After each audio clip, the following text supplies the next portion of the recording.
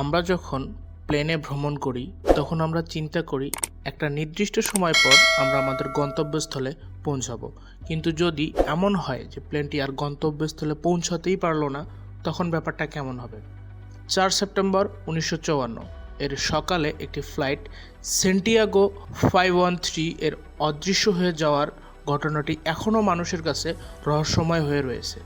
1989 সালে tab well উইকেন্ডি world news প্রকাশিত একটি প্রতিবেদন অনুসারে সেন্টিয়াগো এয়ারলাইন্সের ফ্লাইট 513 সেপ্টেম্বর 1954 সালে পশ্চিম জার্মানির আচেন থেকে যাত্রা করেছিল এবং 18 ঘন্টা পরে ব্রাজিলের পোর্তো এলেগ্রিতে পৌঁছানোর কথা ছিল। তবে বিমানটি আটলান্টিক মহাসাগরের উপর দিয়ে যখন যাচ্ছিল তখন মাঝ সমুদ্রে রাডার থেকে সংযোগ হারিয়ে ফেলে। নিখোঁজ হওয়ার সময় কর্তৃপক্ষ বিশ্বাস করেছিল যে বিমানটি বিধ্বস্ত হয়েছে এবং এর পরের কয়েক বছর ধরে যাত্রীদের বা বিমানের অবশেষ অনুসন্ধান করার জন্য একাধিক অনুসন্ধান দল গঠন করা হয়েছিল, তবে কিছুই পাওয়া যায়নি।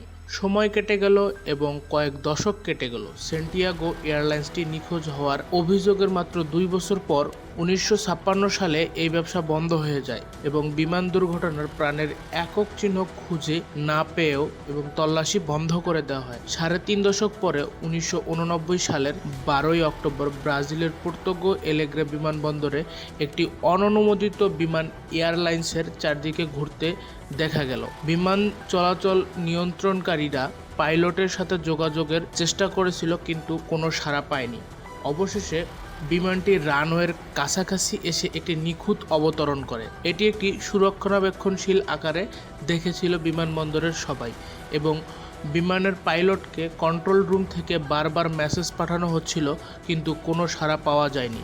এরপর বিমানবন্দর কর্তৃপক্ষ সতর্কতার সাথে বিমানটির কাছে যায় এবং উদ্ধারকর্মী বিমানের দরজা ভেঙে বিমানের ভিতরে প্রবেশ করে, কিন্তু ভেতরে প্রবেশ করে যা দেখে তাতে তাদের গা শিউরে ওঠে। তারা বিমানের চড়া লোকদের পুরোপুরি সংরক্ষিত 88 জন যাত্রী এবং 4 জন ক্রু সদস্য তাদের কঙ্কাল পায়। তাদের আসনগুলিতে নিরাপদভাবে বসা পেয়েছেন। যেহেতু বিমানটি সেফলি ল্যান্ড করেছিল তাই তারা ভেবেছিল হয়তো পাইলট জীবিত আছে, কিন্তু তখন তারা ককপিটের দরজা খুলেছিল। তারা দেখছিল যে প্লেনের পাইলট ক্যাপ্টেন মিগুয়েল ভিক্টর কুরিও একটি কঙ্কাল আকারে প্লেনের ভেতরে প্লেনের নেভিগেশন নিয়ন্ত্রণ রয়েছে। বিষয়টিতে সরকার দ্বারা আদেশের ভিত্তিতে বিমানবন্দর কর্তৃপক্ষ গোপন রাখতে চেয়েছিল, কিন্তু সেটা আর হয়নি। পত্রিকার মাধ্যমে প্রথম এটি প্রকাশ পায়, যার ফলে চারদিকে এই খবর ছড়িয়ে পড়ে। ভিন্ন ভিন্ন প্যারানরমাল ইনভেস্টিগেটররা আসে বিষয়টি নিয়ে গবেষণা করতে। এই সময়ে সেরা প্যারানরমাল ইনভেস্টিগেটর ডক্টর আটেলো এই বিষয়ে ব্যাখ্যা দিতে গিয়ে বলেন, এই প্লেন একটি টাইম লুপের মধ্যে ফেসে গিয়েছিল, অর্থাৎ এই প্লেনটি এমন জায়গায় প্রবেশ করেছিল যেখানে সময় পৃথিবী থেকে অনেক দ্রুত গতিতে অতিবাহিত হয়। এই থিওরি অনুসারে এই প্লেন মোটামুটি 18 ঘন্টা ভ্রমণ করেছিল, কিন্তু পৃথিবীর অনুসারে তা ছিল প্রায় 35 বছর। আর যখনই বিমানটি টাইম লুপ থেকে পৃথিবীতে প্রবেশ করেছে তখনই পৃথিবীর সময় অনুসারে সকল যাত্রীর মৃত্যু হয়ে গিয়েছে। সবার প্রশ্ন একটাই ছিল যে একটি বিমান 35 বছর কিভাবে উঠতে পারে? সেক্ষেত্রে বিমানের তেল শেষ হয়ে যাওয়ার কথা, বিমানটি ক্র্যাশ করার কথা, কিন্তু এই থিওরি অনুযায়ী বিমানটি মাত্র 18 ঘন্টায় ফ্লাইট করেছিল। এই কারণেই ছিল তার ফলে এই বিমানের না তেল শেষ হয়েছিল না তা কোনো প্রকার ড্যামেজ হয়েছিল।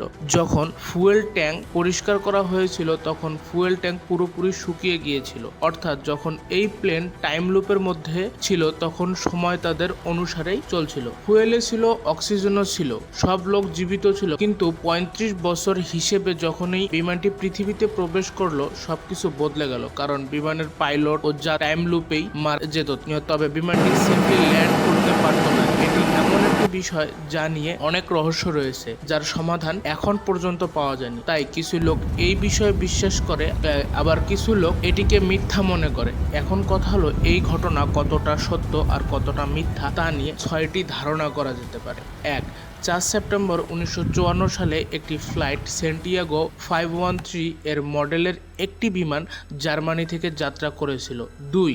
বিমানের 92 জন যাত্রী, 88 জন যাত্রী এবং 4 জন ক্রু সদস্য ছিল। 3. বিমানটির 18 ঘন্টা ফ্লাইট করে ব্রাজিলের পোর্তো এলেগ্রিতে পৌঁছানোর কথা ছিল।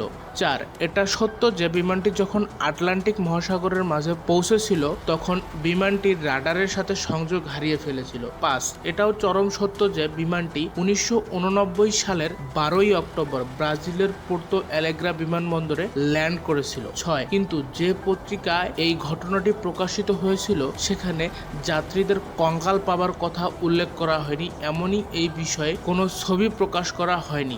এই ঘটনা সম্পর্কে কোনো ইনভেস্টিগেশন রিপোর্ট পরবর্তীতে সামনে আসেনি, তার কারণ এখনো জানা যায়নি। তবে কি ইনভেস্টিগেশন পূর্ণ হয়ে গিয়েছিল নাকি এখনো কোনো ঘটনা আছে, এই ঘটনা কি কোনো সায়েন্স এক্সপেরিয়েন্সের ব্যর্থ ফলাফল ছিল নাকি সত্যি বিমানটি কোনো টাইম লুপের মধ্যে ফেঁসে গিয়েছিল। বারমুডা ট্রায়াঙ্গেলের কথা আমরা সকলে জানি, যেখানে এমন অনেক বিমান ও জাহাজ হারিয়ে গিয়েছে যার খোঁজ পাওয়া যায়। তবে কি বিমানটি বারমুডা ট্রায়াঙ্গেলের মতো কোনো শক্তির শিকার হয়েছিল? সব কিছুই রহস্য হয়ে গিয়েছে। এই সম্পর্কে আপনাদের মতামত কি তা কমেন্টে জানান। ধন্যবাদ সকলকে।